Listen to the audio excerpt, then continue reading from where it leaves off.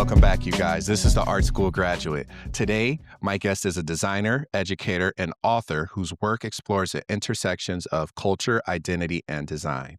She serves as chair of the Department of Art and Design at Tennessee State University and is the author of Centered: People and Ideas Diversifying Design. Ladies and gentlemen, my guest today is Kaleena Sales. Kaleena, how are you doing? I'm doing great. Thank you so much for having me. I'm excited to be here. Thank you. And you guys, we just from our short conversation before we started recording, oddly enough, we have a lot of things in common. So we're going to touch base on a few of those things. But let's take it back for a minute.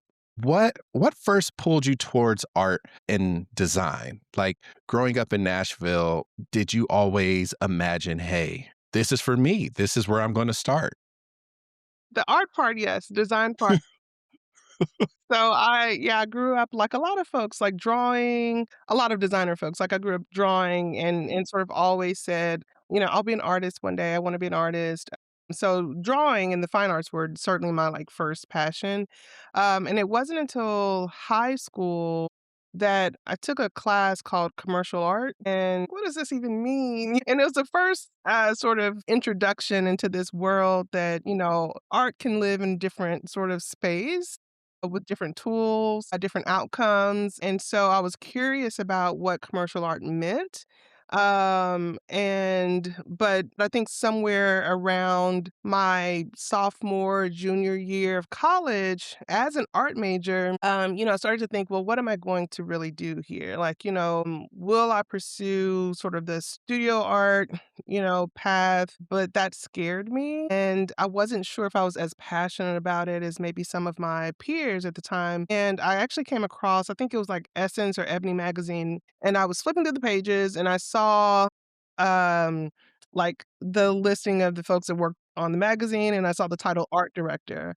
And I had no idea what that was, but I looked it up and I stumbled across work in the advertising industry. So from there, just sort of like, a domino effect, I was fascinated by the idea that you could be an artist, but also have this super like strategic um mind and Mhm, I was really interested in like this like marriage of the intellectual and sort of artsy side. And so mhm. all that to say, um it felt like I was introduced just by happenstance and just sort of, fell down that path, but yeah, I've enjoyed it and have now since kind of circled back around to my more artsy roots. So it's funny how that happens, Right. but yeah, so that's kind of the short answer to how I ended up in this field. Okay, so like you said, you didn't grow up in a super artsy household. So when did you realize that creativity isn't just like an interest? It's like something you can genuinely build a whole career and a life around. Was it like a singular conversation, a person, an assignment, or was it even some people I know I've spoken with, it doesn't hit them till they actually like get out of college and Yeah. start hitting the real world. So where did that hit for you? I mean, so yeah, so like when I was growing up, everyone would compliment, me as an artist. Like I think that happens to most young artists Mhm. that walk around with your sketch pad and your drawing. Like people are always, oh, you're an artist, and that looked very specific to me. That meant I was in a studio, I was painting, I was doing Mhm. something like that. But again, it wasn't until I read about an art director specifically Mm. in media, and like I came across editorial design and advertising, and I actually started to Google like graduate programs that had art direction tracks. And so I came across VCU's, it was called the Ad Center at the time that I went, but the Brand Center now. And that was when I realized that you could really do this professionally. And again, it started to take shape in a way that it had not before. And so I had a career for the first time Mhm. in mind that I wanted to pursue. I think before that was very abstract. It was very just like doing this thing. I don't know. I'm interested in this general Yeah. direction, but I had no idea like what that would like materialize as until I started to really think about grad school. So going from Tennessee State to VCU's Brad Center, that's a leap. That's a very big leap. It was huge. What Yeah. Yeah, exactly. So what did that experience open up for you? What did it do to you mentally? Because I know as a creator, we like to live in our head. As an It artist, was. we live here. So My it's just God. like What did that do to you or You know do what? for you? I laugh because there's so much there, like, that transition was enormous for me. Huge culture shock.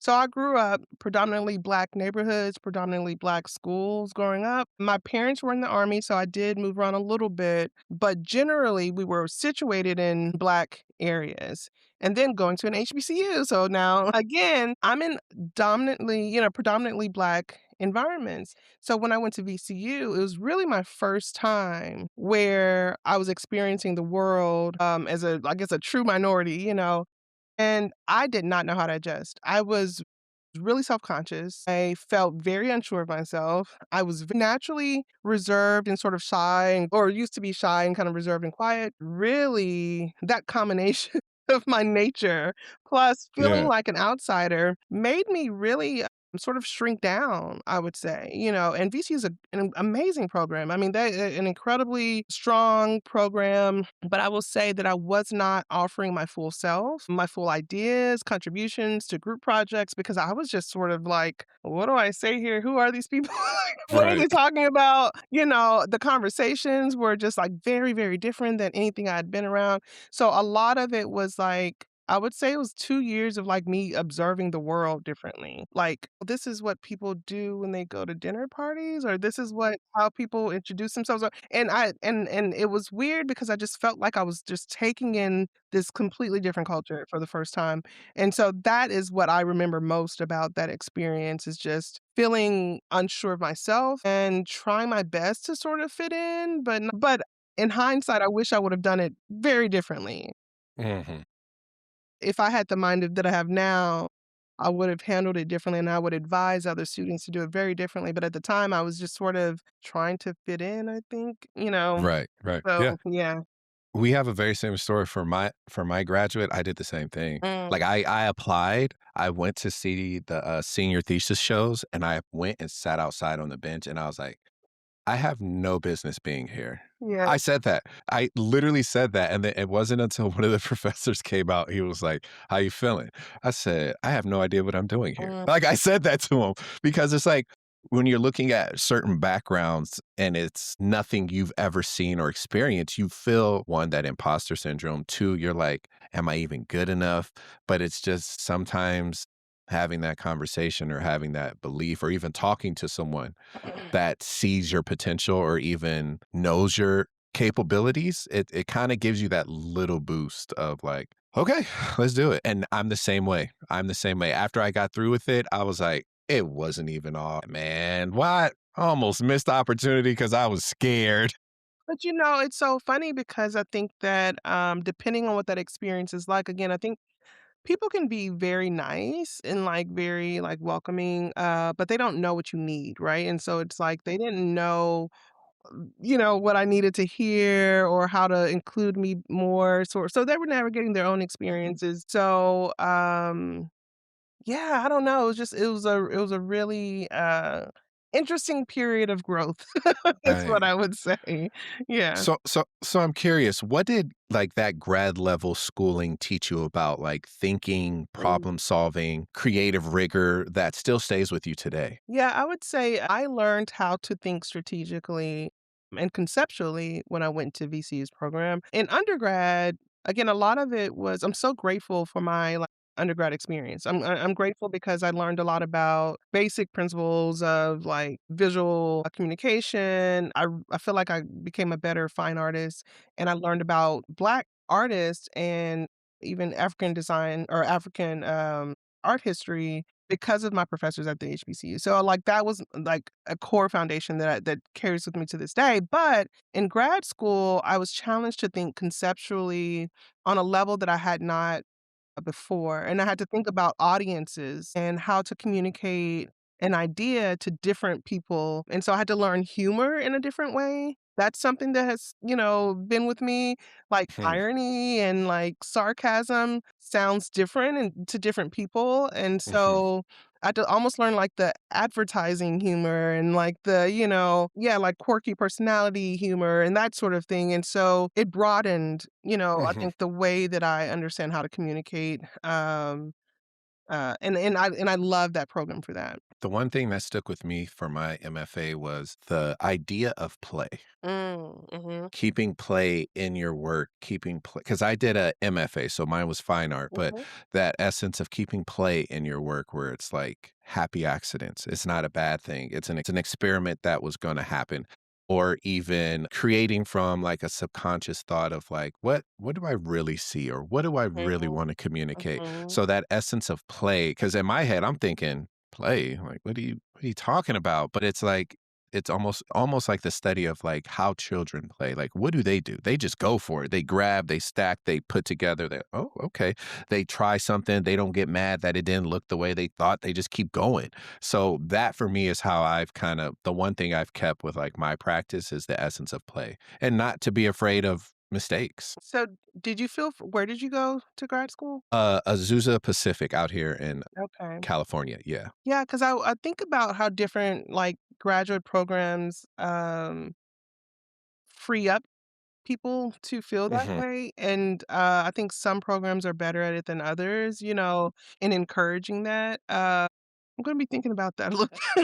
I think it has to deal a lot with professors too, who are Yeah, willing to have that conversation because I feel that many creators or creatives, we do live in our brain. So it's like having that conversation of like, yeah, we can make whatever we want, but if we're mentally just like exhausted, yeah, yeah, it's not gonna happen. yeah, So, I think that's kind of where that play came in, where it's like, don't sometimes it's okay to just experiment. Sometimes it's yeah. okay to get out of your studio, go for a walk, look at a tree, hug a tree, lay in the grass, go to a museum. It's okay. That's part of your process. So, I think that I firmly believe that. yeah, and that actually that okay, so when you were saying that, I was thinking the very first assignment I remember ever getting at VCU, and in my mind, it was the first assignment, maybe maybe it wasn't, Right. but it was the first one that stood out. We walk into this class, and there's all of us that are all in the, like, art direction track and Mhm. copywriting track and strategy tracks and all this, and this professor just goes like, "Make a T-shirt, and, you're dismissed, and then come back and whatever." I think we met the next week or something, and present that T-shirt. And I remember I was back in my apartment like, "What the" like, "Make a T-shirt?" Like and so that was the first time I remember having such little direction, right? And so you're forced to write, like, to your point, like, sort of go like, "Okay, I guess so just do this, play around and experiment to Mhm. see, like, how I will respond to the limited instruction," and that was intentional, right? It was like, Yeah. "What do you do with this?" And so I think I remember, like, making something out of newspaper or something like that and just kinda playing around, and everyone had a very different approach, but it was a great way for them to start that class. I think it was Mhm. actually called Creative Thinking in Advertising. Mm. It was intended to get us out of our minds a bit, I think, Mhm. and so, yeah, that's a great point. I forgot about that. We had a similar assignment. We had to make 50 pieces of art in one day. Oh gosh. I'm not playing. We got there on Monday, it was due Tuesday. 50 pieces, and they couldn't be the same, they all had to be different, and I'm sitting in my studio, cross-leg on the floor, looking at my dog like, Mhm, what are we going to do? But then it just kinda just don't overthink it. mhm. It's like that being present. Just be present. Look at your materials. What do you have? Like I made like a spray paint piece and then I looked at my glove and I was like, I'm gonna cut this finger off, this finger off, this finger off. I was like, there we go. We got 5 more pieces. Where can I find more pieces? So it's like kind of just taking that time to just focus a little bit and not because being in education, you're given so much instruction your whole life. It's kind of hard when they're just like, go make 50 pieces, go make a t-shirt. And you're like, from what? With what's the background? Where's the direction? And they're just like, see you next week. It really challenges you, like, and you don't realize how much, like, especially K through 12 education, I think, especially kind of is very formulaic. It can be anyway. I mean, there's some great schools out there too. My husband's a K-12 teacher, so I don't wanna, like, I mean, and they work really hard to be inventive as well. But I do think, though, that we do get stuck in these, like, formulaic kind of ways of, like, learning and then, like, shooting that back out, and then we take this and so, yeah, when you're, like, challenged to, do whatever you want to do, then it can be hard. Yes, trust me. 50 pieces in one night. Oh I my laid god. there on the floor and I was just like, I don't even know what to do. I Right. don't know what to do. But no, I get it. I think the challenging part is unlearning some of those things, Yeah. like, and that's something we can touch on later within your book. But so let's talk about this. You teach at a HBCU. Mhm. I would love for you to talk about what makes teaching design in that environment so distinct. I love teaching at an HBCU, so I'll say like, it is, like, my pride and joy, I love it, I'm so, like, honored to be able to do it. I teach where I went to school, so I teach at Tennessee State University, that's where I got my undergraduate degree, and so it's home for so many reasons, right? I mean, I even a lot of the colleagues that I have now, a few of those were my professor when I was That's cool. yeah, when I was, here as a student, and so it's really interesting, to teach students who, again, are a lot have a similar background as me, so a lot of them are from very, like, Black and urban areas, and so we have a lot of students from Nashville, but also from Memphis. We have a huge Memphis population, Atlanta, Chicago, lots of places like that, and Mhm, so they are seeing the world through their eyes, right? They are centering Black mhm, experiences, Black visuals, Black, communication, just, naturally. It's not something that I think they're, trying to do to sort of diversify, their work. They are just doing that naturally. And so it's really interesting looking at, the colors that they're choosing, the textures, the image representations, even the topics that are chosen when we're talking about social justice issues or anything. Generally, they are from Black experiences. And so that I think is, the dominant sort of difference from teaching at a predominantly white institution, but also just the community and sort of like the way in which the students can just focus on what they're learning mhm. and not at all about anything Yep, else. They're right. not thinking about, where they fit in, Mhm. their identity fits in or anything like that. Like, they have this space to just be themselves, and those other concerns just aren't there yet. So that sense of community you just talked about, how does that shape the kind of work your students are making? Do you see it more cultural? Do you see it as a political stance, or do you see it as them just being more expressive of self? Do you which how do you see their work coming out? I mean, it's all of those, to be honest. It's all of the above. We've done, collaborative work with other departments on campus. So, for example, we did a partnership with the English department where the students were writing poetry during another election cycle. So it wasn't any of the recent elections. I think it was like 2016 or something like that. So students were writing poetry, and then the artists and the designers were responding to the poetry through, visuals. And they're not given direction to go one way or the other, but it's usually synthesized and it's sort of they're Mhm, all like feeling the same sort of energy around particular candidates or topics that are in the news. So there's a shared sense of like concerns that they are worried about. So that's kind of what comes up. So politically, culturally, identity issues, they are largely aligned with. I will say that it's not a monolith though, right? So it's like, there are certain areas of diversity of thought within, the Black experience that's important to, to shine light on as well. But I just think that the shared like lived experience just makes them connect on on a lot of issues, especially politically and like culturally. what are some, like, creative instincts you see in your students Mm, that you feel like the broader design industry would just misunderstand or even mhm, undervalue? Because some of the things you're saying is like that community, that yeah. collaboration, them seeing one another and doing these things. Just out of curiosity, like, what do you see that you feel that, like, the broader design industry would undervalue or misunderstand? So one of the first things I started noticing when I first started teaching that used to drive me crazy until I had to unlearn my own issues and biases and all of that was, there's color selections I think are oftentimes reflective or responding to sort of the things that we see growing up, right? And so if you think about, you said I think in our earlier conversation when we first joined on, you said you show up in your classroom with Jordans on and stuff like that, right? So, like, the color combinations that we see on, like, sneakers, I see that a lot in the color selections that my students are choosing for, like, brands. I see a lot of red and black. I see a lot of, like, really bold colors. I see bold typography more than I do, like, really sort of dainty and serif, like, typefaces. If I've done portfolio reviews for a lot of other institutions, and there's a distinct style that I see at other places that I don't see my students doing. I would say at other universities, I see more of like the things I saw at VCU, like kind of like quirky, kind of fun illustrations, and my students are not doing that. It's Yeah. a different aesthetic. Like it's just um um I think our fashion, I think our visual landscape, the music we listen to, all of the shows that we watch on television, like all of those things inform, what we pull from, obviously, when we're looking at colors and textures and typography. So that's what I see, sort of reflected out So just curious, how has what your students are doing changed the way you think about design yourself? completely. Yeah.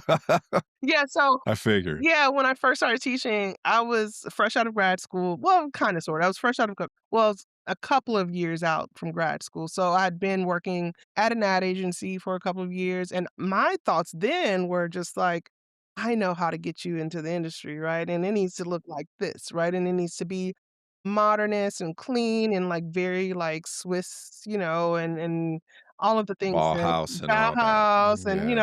it needs to follow these sets of rules because this is what the industry has set forth for us. Less is more, all of that, right? And so I was following all of the sort of things that I learned in grad school, but also just as a professional designer and art director. And again, when I saw my students, I was showing work to my students, like, look how great this is. And they're just kind of like, is it great? Is it though? Like, I don't know. And so they weren't responding. And I was like, Mhm. you know what? Maybe they're not the problem. And I really had to sit with that. And honestly, I really did. I had to wrestle with, like, why am I trying to sort of like convince them change their, sort of unlearn, aesthetics that they're wanting to do in favor of these, like, modernist ideals that don't seem to align with,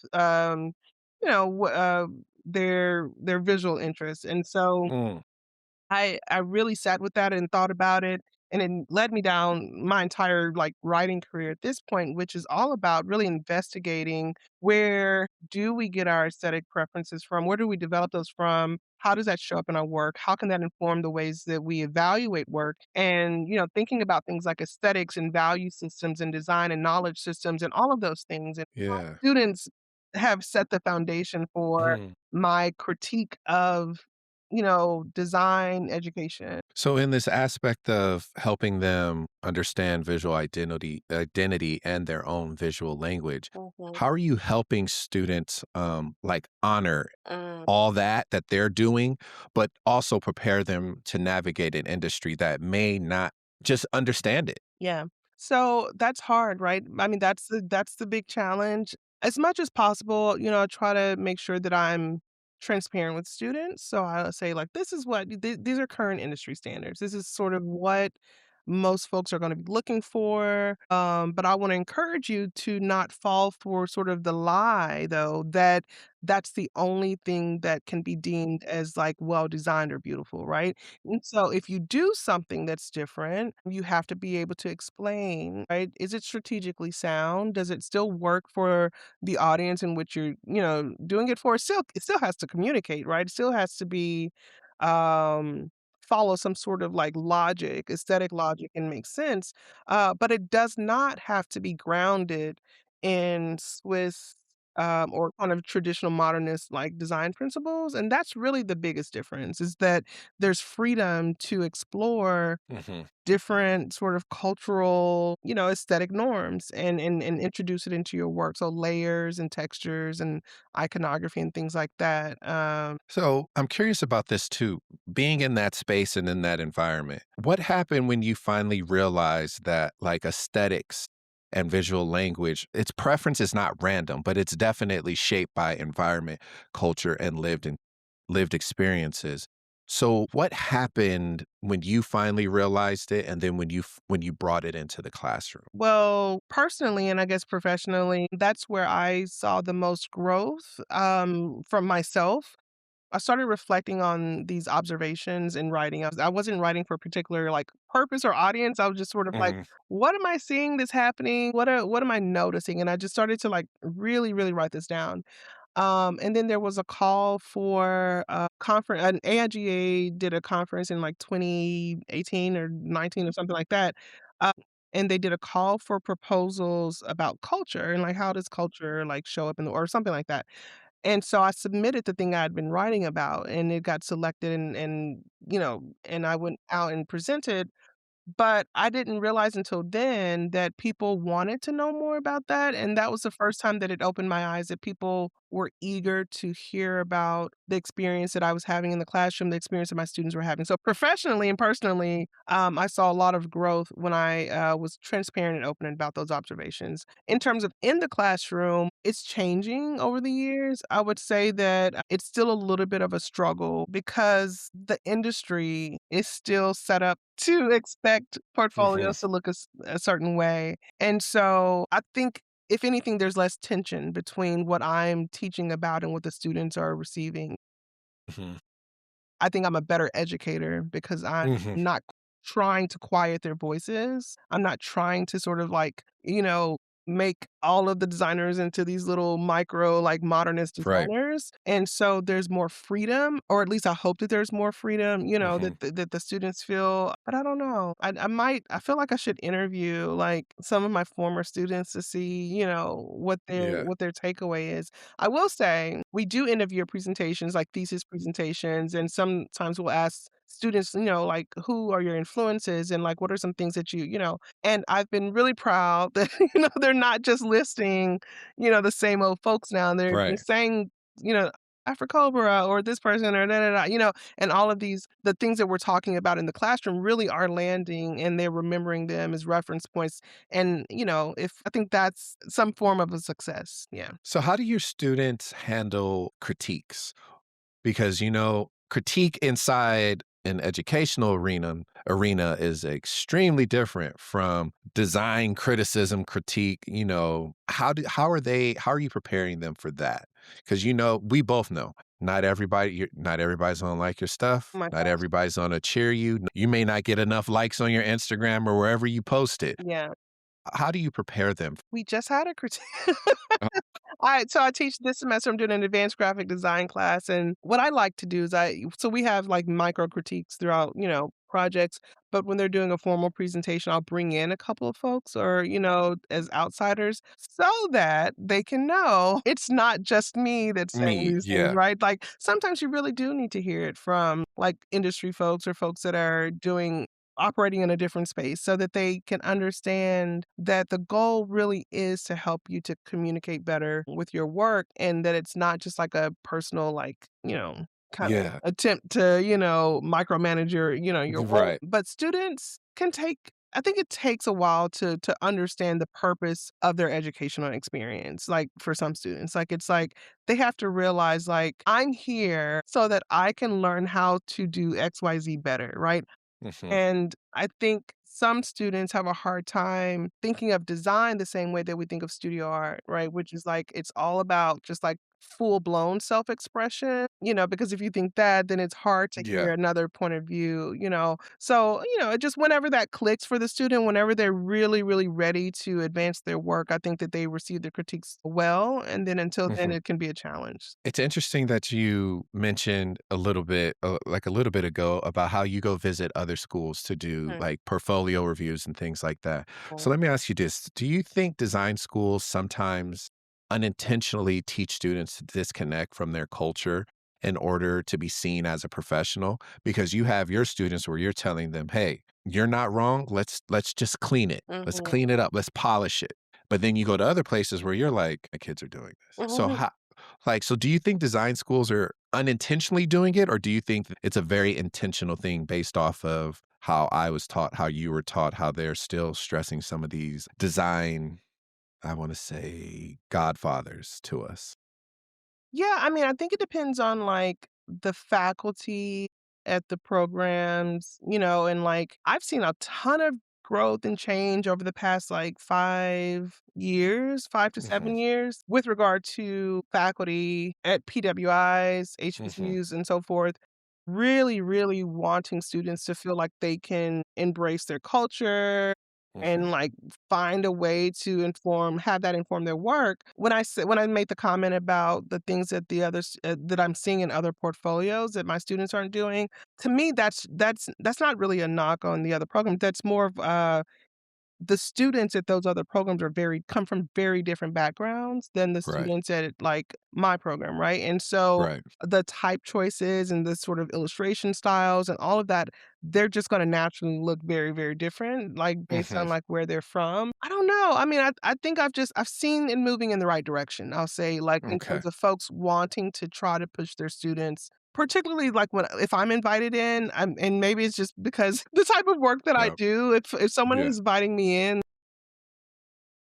They know your voice. Yeah, and that particular faculty is probably already thinking about, like, diversity and, like, culture and that sort of thing. So I'm not really going to a lot of places where that's, like, not recognized, if that Right. yeah.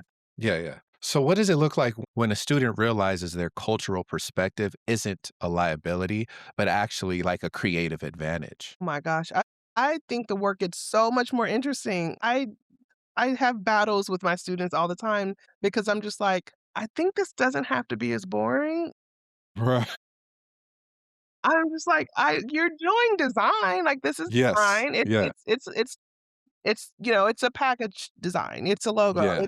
but, like, I bet it could be better. I bet it could be more interesting if you put something in there that comes from your unique sort of, like, point of view, and you're not just trying to make it look like something you've seen before, and so when they, like, push themselves a little bit more and they find that voice, I think the work is so much more interesting, and, like, Mhm, I just left my advanced graphic design class, and they did presentations, and they're doing some, energy drink kind of mhm. packaging, and one of the most interesting, designs was a student was doing sort of like this, like he unintentionally did this, like, graffiti style kind of thing, with this real cool gritty texture, Yeah, yeah. and the guest that I brought in, he's like, "Forget everything else, that right there, that's really, really cool," and it was really well Mhm. done, and so I think it's important for them to, like, hear that and again, once it clicks, they're like, "Oh, this I can do that, Right, and it's actually cool and it's acceptable." It's like, yeah, right. if it looks good, it looks good. So let's take an adventure into the design industry, Okay. okay? Um, this one I kinda was just like, I have my opinions about it, but I'll let her share hers. Do you think the design industry is truly becoming more open to different aesthetics, or are they still operating inside a pretty narrow framework? Of what basically that framework is like, we know this is going to get validated and this is gonna be perfect, so let's stay here with this idea. Yeah, I mean, for sure. I think that it still has a long way to go. I think that the areas where we see some interesting solutions sort of happening are still in very specific genres. And so, like, you'll see fashion or fast food or some other Yeah, things sort of take these, like, I would say urban voice, kind of, approaches, but we don't I feel like brands are still not understanding that they can right. do that across the board, and it doesn't have to be sort of this, like, really safe modernist approach. So I liken it to, and I don't know if this will make sense, but I'm doing a lot of work right now in thinking about respectability politics, right? And thinking about minimalism and maximalism and why Black folks, but also just like everyone else, feels safe with minimalism, what that communicates about this idea of this, like, intellectual and moral superiority and all of these other things, and I think there's a lot of, like, psychological things tied to why brands would choose a safe route, right? They're sort of wanting to communicate that they're sophisticated and that they're whatever, and problematically that means that, diversity still equals bad or diversity still equals like less than or like, anyway. So there's a value problem, the value system problem that I still see happening for sure across the board. That is such a nice way of saying these people playing in our face. They playing in our face because it's just set the aesthetic. Yeah. We set the culture. Whenever they need anything, they look to see who's doing it, who's working it, who's doing it. There's something that they choose to pull from Yeah. us. But I feel like it's hard to get the actual creators the validation. You know what I mean? Mhm. That's why I said I have my biases. I'm just gonna let her get hers out. So It's true, it's true. I'm curious to know, how do you prepare your students for when they have to go see a hiring manager that may be from the traditional aspect of design of, I don't want to say any crazy names, but like Mhm. Disney, Netflix, HBO, they're kind of very polished, clean, Yeah. they have a certain look. So how do you prepare them for those kind of like, I know what they're going to look for, but I need you to be confident in your work. How do you help them with that? Yeah, I mean, I think there's a couple of things they should do. One, you gotta rely on, like, strategy. Like, you have to talk about strategy. You have to talk about, "This works because blah, blah, blah. This," "and this color was chosen for the" whatever, right? And that has to be communicated. You cannot rely on them understanding the choices, and so you have to, like, break it down and explain, show your sketches, show your wireframe, show what anything that shows process and that you are not just reacting to like just some aesthetic whim that you're actually making informed decisions. So that's one thing. And then two, if it's helpful to differentiate yourself, like show your background, like own fully like who you are and where you come from. Tell that whole story because your voice is going to be different and you're going to handle a design project very differently Mhm, than probably anyone else they're going to talk to that day. And mhm, so they have to know that, that's not a liability, right? mhm. And that if they're smart, they'll snatch up that opportunity to have a unique voice on the team. So, that's all they can do is just like, be fully themselves, present themselves, and never shrink down and know that, there's a deep history of innovative and strong and amazing like Black voices. And so they, just take up space and be smart and strategic. Interested to know, as an educator yourself, being in this space where you're helping so many people of color get their voices out and do these different things, what role do you feel educators must play in order to help shift the future? Bringing out the best of whatever that person can provide, right? I mean, I feel like I struggled as a young designer because I wasn't confident. I didn't share my best ideas. I didn't speak up.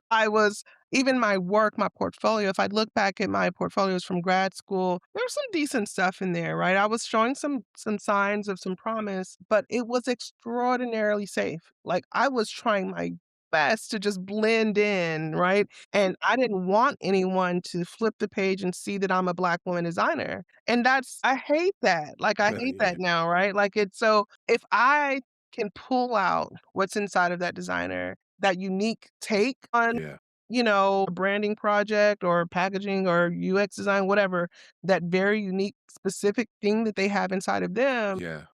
then I think that's what we're here for, as design educators. So let's stay with design educators. And Mhm. I know there's been a lot of conversation around the lack of Black design educators. Yeah. From your perspective, what contributes to that reality? Well, especially from now that I'm a department chair, right? I am hiring and looking for designers sometimes and just professors to even do adjunct positions. And the number one thing that, is especially at certain institutions, we have to have the MFA, right? And so, not enough folks are going on to get their graduate degree in order to just have the basic credential to teach college. Now, that's true for an institution like mine, at least for like a state public funding, that sort of thing where they're looking at degrees and that, and we have to consider that. Obviously, there's like private schools and other places where like that's not as big of a deal. So the advanced degree, and then also just someone telling undergrad students like, "Hey, I bet you could teach one day. Like, have you ever thought about that?" Like, so just talking about it. No one ever brought that up to me, like, I thought about it because I had a class that I hated, and I like, I bet I could I bet I I could do this way better. you know what? Why don't you sit down and, But no, Right. you start thinking about that on your own, but Yeah. it would be nice, right? If more people and I talk to my students all the time. They probably are rolling their eyes at me all the time, but I'm always telling them, go get your MFA, go get whatever so that you can teach one day. Like, you never and they was like, "Oh, I don't want to." Like, you never know. You really might want to, you know. So, do you think enough young designers even see education as a meaningful creative path? No. I think Yeah, I agree. that when people think about educators, I think that they forget that we're practicing in our field still, And so that's the other thing that, when I'm talking to students about teaching at the college level, I was like, you are expected to still be, working in your industry in some regard, whether it's through research or practice or something. Your voice is still in that space. And so once I tell students that, they're like, "Oh, I didn't know." Like they think that you have to sort of choose either classroom or, your creative practice. And I think that that's news to them that you can and should be, kind of thinking about both. So yeah, I think it's just it's a matter of like just not that career not being introduced. And so a lot of times we don't think about things until just like I flipped through the magazine and saw art director, I would have never, No, pursued that had yeah. I not just kind of come across that. And so it's just an introduction. Someone has to make that introduction. Let's touch on the base of visibility. Mhm. What does it mean to you to be visible to your students, not just as a professor, but as a Black woman who is killing discourse, design discourse with your books, and then reaching out and having these conversations with people like me? So, what does it mean to you to be visible to your students, and not just as a professor, though? Yeah. I want that to feel normal to them. I just want that to feel like, "Oh, okay, yeah, I had a professor, that was a Black woman, and that's yeah, like, that that's fine, that's normal, there's nothing odd about that." Right now, it feels odd. It's just like, "Oh, there's only certain percentage of Black people as design educators and then, like, Black women, Black men, and so the numbers are so tiny that we still feel like we're, this special little group, but in many ways, my students, they don't think anything of it, and I sort of love that, like, because it should be normalized. I want them to see Black women as designers as a super normal thing. I want them to see Black women as, academic publishers as an incredibly normal, Yeah. occasion, and to not think it's a special thing so that they know of course I can do that. Like, of course I can write a design book because my professor was doing it. And for it to not even, you know, be a thing and I Seem too far fetched. Yeah. it's not it shouldn't and I think about that, I think that comes to me mostly because I'm a parent. Like, I have an 11-year-old son, and I think about what he sees and what he will grow up as seeing as normal to him, right? Like, I'm, do the professor thing and I have a couple books, right? And he thinks, "Okay, moms do that." Yeah. Yeah. Yeah. Yeah. And, like, my husband, he's doing his thing too, and so, and that's what I hope. I hope that my students see that and just see themselves represented and that they don't ever doubt their position in this space. I really wish they could just see it.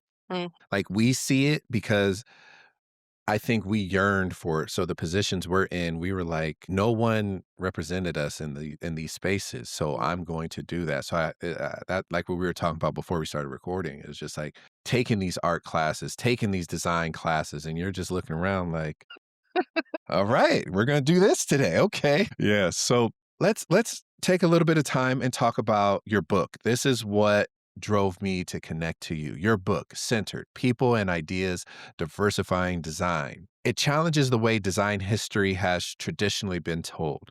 But for you, what was that moment that made you realize like this book needs to exist? So I was on the steering committee for AIGA's Design Educators community. And so it's a 3-year service term, and it's like kind of being on the board of directors for that group. And when you're on that board, you're thinking of like, you're doing a lot of service work, but you're also thinking of like ways that you can contribute to the team. And so I thought about introduced a writing series called Beyond the Bauhaus um through AIGA's Design Educators community, and we posted these little short articles on the AIGA's website. And I wrote the first couple in the series. Like one was about West African Adinkra symbols. The next one was about Afrocobra, an artist collective from Chicago in the '60s. And so then I asked for contributions from other design educators that wanted to contribute to the and make it more of a series. And so that's what it became. And so it got a lot of positive feedback, and people were interested in either contributing or reading, and that series became the foundation for the book Centered. Actually, the book was gonna originally be titled Beyond the Bauhaus and be a literal just expansion of that series in an expanded form, but through the publishing process, changed the title to Centered. And so I would answer that by saying my reason for wanting to start that series was because I wanted to shine a light on stories that have been, I would say, eclipsed by the dominant design narratives that are out there. Some people know about, but not enough people. Number one goal is like I want more people to feel like they belong in this space, to see themselves reflected. And so showing more of those stories, talking about those designers is a way in my mind to do that. So you just said that you chose artists and designers who are often overlooked. So when designers begin discovering these histories, how do you think it changes the way they see their own role in modern time now? So what I would love and even the current work that I'm researching now, I want it to be more than just like about that one designer that did this one thing, right? Or, like I talk a lot about West African Dinker symbols. I don't want someone to look at that and go like, well, that was cool, but that was like a little One off, yeah, yeah. one off, right? And it's like, no, this is there's a pattern and a deep, rich history that shows that knowledge systems and like ways in which we've contributed to design exists like, fully in history, and that we don't know a lot of these stories and but that they're out there, right? And so I always say my book, Centered, is not meant to it's a small book, so it's not meant to be comprehensive. It's meant to scratch the surface and just say like, "Hey, if you didn't know about this, guess what else?" There's so much Yeah. else out there that we don't know about. And so I don't know if I'm answering your question, but I want people to just be more curious about what else is out there, and to again, to not just narrow their ideas about diversity in Yeah. design to, like, a couple of aesthetic, principles or practices, but to understand it as, like, knowledge systems and to understand it as, like, intellectual work.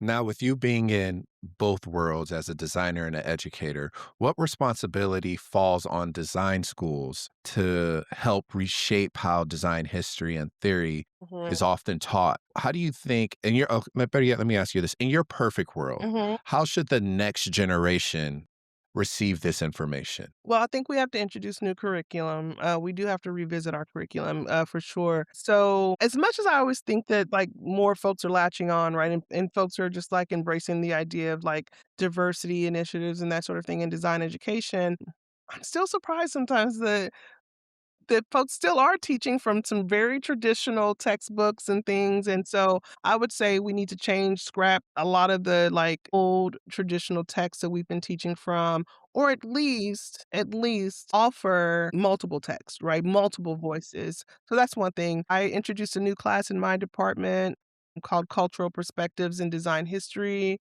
That was one way to teach about design history, but again, from a more elastic lens. So I think revisiting curriculum, revisiting what we're talking about in the classroom is like number one, right? We can't teach and reference from a singular voice. That just does a disservice to our students. And I don't care if it's a PWI, a HBCU, or whatever it is. It's like every student needs to know that there is not a singular voice that has dominated, design contributions. And so in my ideal world, we have full bookshelves with many different varying voices. Hmm, And we have a that's dope. full curriculum where in every class, I don't if it's a UX UI class, if it's a software, whatever we're doing, there are ways to introduce diverse voices in the work, so or in the instruction. Well, I think you kind of answered the other question I was going to come up with was like, where do you see centered in the next maybe 20, 30 years? Do you see it as still as a foundational core book in academia, like in education? Or do you see this as something that could possibly be a stepping stone to something else? Like, where do you see it for yourself? Yeah. In your perfect world, if you could control it, where do you see this book taking off? Yeah, I mean, I guess in my perfect world, everyone would have a copy on their bookshelf, but no, I would love for it to be utilized as a resource in design history classes, in traditional graphic design classes, again, as one of many. It serves a purpose of, again, introducing folks to varying voices and varying histories that folks might not be aware of. Use it as a conversation piece, as reflection essays, things like that. That's where I would love for the work to exist. Have students read a chapter, write their reflections. But I think that there are many other texts too that, have nothing to do with that are also doing really amazing work in and serving other needs. And so I think that all of those texts should live amongst each other. I reference design books, design history books, but I also reference sociology books and all sorts of other kind of historical texts that have nothing to do with design. So I think it's a piece that's in the conversation with other pieces. And so that's where I see centered sort of working. And I plan to continue to write and I have some ideas for some other projects that I'm also excited about. Okay, that's good. All right, so I like to throw this quick fire round in here. Okay. You give me your best answer and you can explain it if you want. Some people I've actually got one person I stumped where they were like, "I honestly don't know." And I was like, "I got one. I finally got one." But okay, so here we go. Okay. One black designer or artist you think everyone should study. Oh gosh, Sylvia Harris. One design book that shaped the way you think about design. So I would say I'm gonna say the Black experience in design because it's an anthology. It has, 70 plus voices in it, so I'm gonna go there. Illustration or design? Design. Yeah. All right. One word you hope your students would use to describe you and your classroom.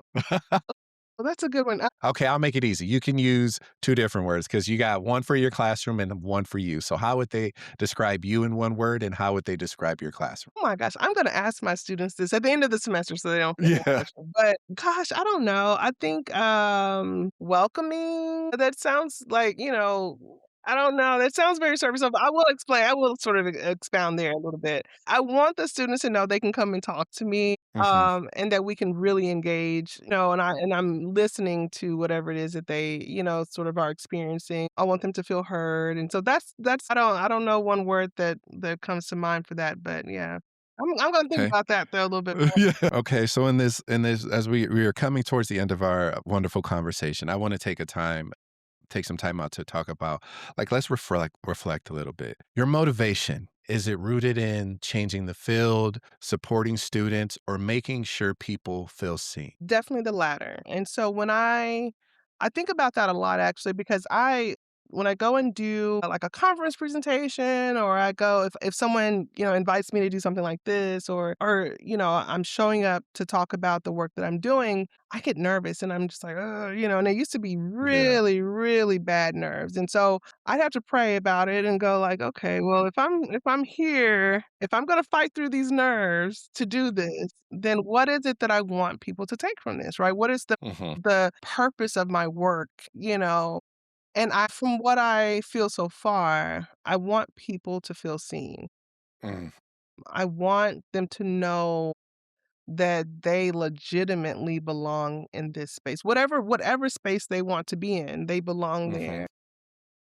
Because so many years I did not feel, seen fully, right, or mhm, understood, and I felt like I was doing too much, like, to pretend to be something else, and I don't want people to do that. I want my students and other students to be authentically Memphis, authentically, wearing their Jordans, wearing their Mhm. whatever, their locks, their braids, their whatever it is that they're doing. I want them to know that they can authentically show up and be fully themselves and that that's enough. So, what do you want to accomplish in this next chapter of your work beyond titles and milestones? What Mhm. is it, something that you really are like, you know what, I want to go for this? So I feel like it's a continuation a little bit actually of that last answer. The project that I'm working on now, I think it's attempting to shine a light on a community that I think is undervalued, and I don't want to give away too much.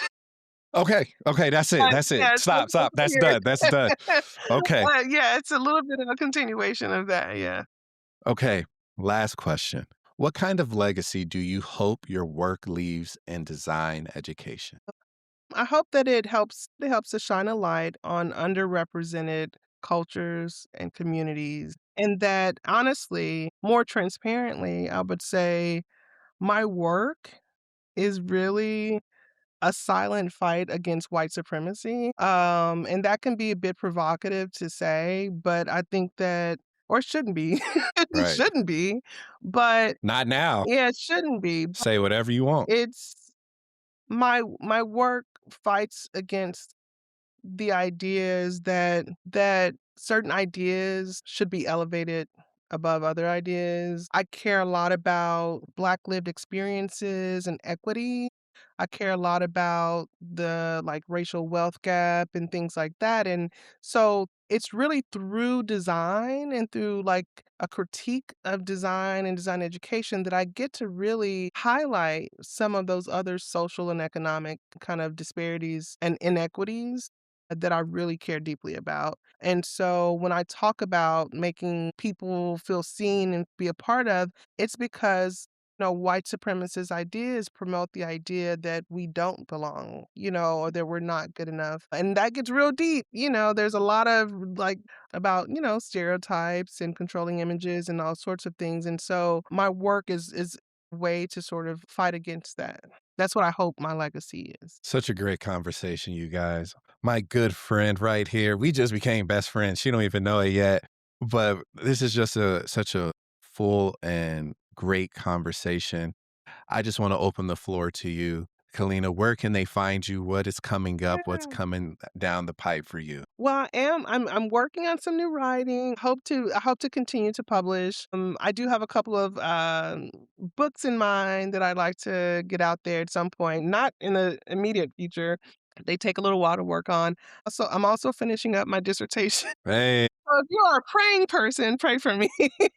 hey. um, but no, yeah, I'm working on my final, hopefully, year, maybe a few months or so of my dissertation work. But yeah, if anyone's interested, I'm most active on either Instagram or LinkedIn. And so if you want to just sort of follow along as I make occasional posts, you can find me there just under my name. And I try to keep folks up to date on what it is that I'm working on. But yeah, so that's where I am, and my day job of being a department chair keeps me pretty busy as well. So I'm happy to continue to try to build curriculum and ideas that will help support the students that are coming out of my HBC. Well, you guys, thank you so much for listening to our podcast today.